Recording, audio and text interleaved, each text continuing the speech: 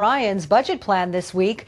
Ryan's plan aims at drastically reducing the deficit. Among the plan's controversial proposals, a call for Medicare to compete against private health care plans, the repeal of the national health care law, which is currently being considered by the Supreme Court, an overhaul of Medicaid and the food stamp program, and a sharp reduction in corporate taxes. We'll hear now for a fair and balanced debate on this proposal. GOP Congressman Michael Grimm, who serves on the Financial Services Committee, and Democratic Congresswoman Marcy Kaptur, who serves on the Budget Committee. Thank you both so much for joining us. Thank you. It's a pleasure, Patty Ann. All right, let's start with Congressman Grimm. President Obama also says that this plan guts things that we need to grow the economy: education and training, research and development, and infrastructure. What's your reaction to that? Well, it's simple. I think the president has gone beyond his normal arrogance and is now at a level of hubris. It's very simple, Mr. President. How do you want to pay for any of this? You cannot continue to tax, borrow, and spend. The country is broke. It is going toward bankruptcy. And all I want to know is, where is the money going to come from? Because all we hear is tax the rich, tax the rich. You can't tax the rich to pay for everything. There just isn't enough rich people. There isn't enough money. And he doesn't want to explain where this is going to come from. His budget adds $11 trillion to the debt. He's already increased the debt by $5 trillion in just over 3 years. Let's let Congresswoman Kaptur in. We should note that this plan passed the House, but it has virtually no chance of passing in the Senate, which is controlled by the Democrats. The Senate hasn't yet put forth its own plan, but Congresswoman, do you see areas of compromise?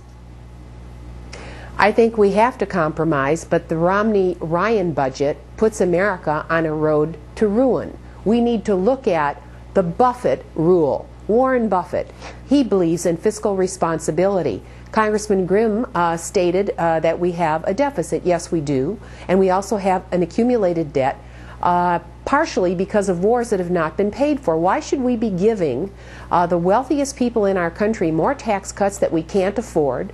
The Congressman and I have a love of the Marine Corps. Every Marine shoulders more than his or her share of the load. And for those that are very wealthy, those at the top 1% of our country, why should we be giving them tax cuts, more tax cuts of $250,000 and more, billionaires, millionaires on Wall Street, for example, when the average family then will be asked to voucher out Medicare for their parents and their grandparents, when kids in school will have more difficulty paying for their education? No, there's a fair and balanced way to do this, and anybody who's a Marine knows that there's a better way to do this. So I think there is room for compromise, but the Romney-Ryan budget doesn't do it. All right, Congressman Grimm, as we mentioned, Medicare would be competing against private health care plans under the plan. Explain the benefits of that idea.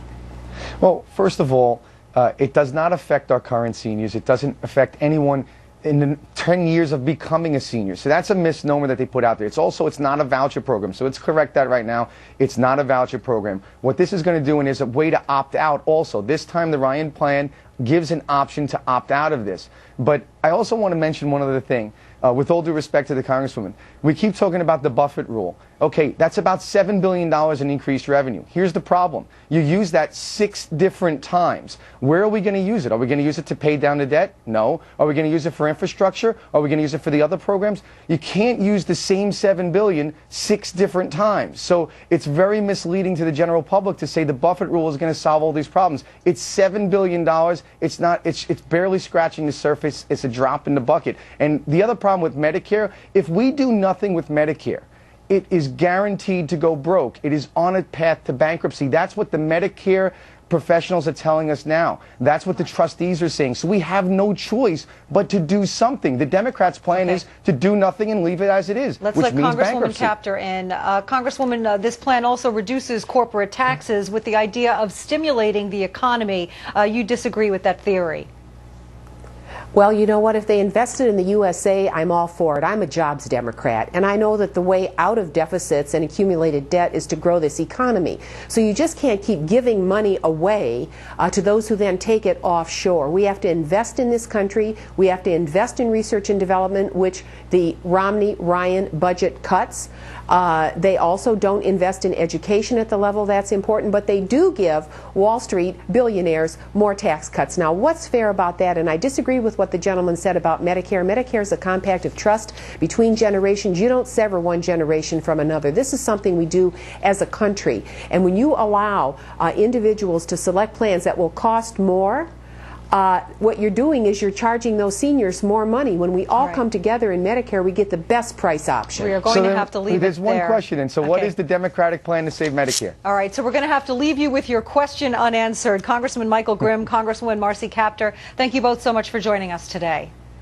Thank you. Thank you. It's been our pleasure. And for those of you still looking for more on the budget debate, make sure you tune in, of course, to Fox News Sunday.